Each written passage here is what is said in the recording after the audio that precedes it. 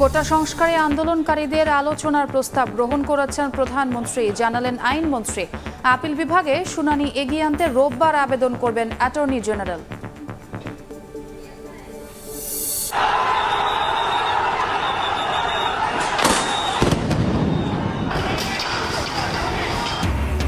Complete শাটডাউনে বিক্ষোভ সংঘাতে অচল ঢাকা।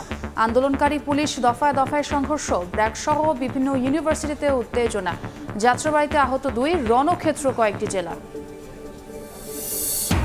শিক্ষার্থীদের নিরাপত্তা বিবেচনায় আগামী 21, 23 ও 25 জুলাইয়ের এইচএসসি পরীক্ষা স্থগিত। পরবর্তীতে জানানো হবে নতুন তারিখ।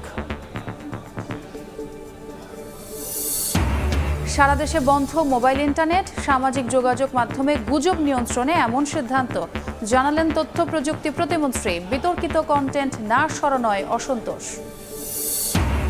এবং সমুদ্র সীমার অধিকার নিয়ে 75-এর পর কোনো সরকারি কাজ করেনি বললেন প্রধানমন্ত্রী।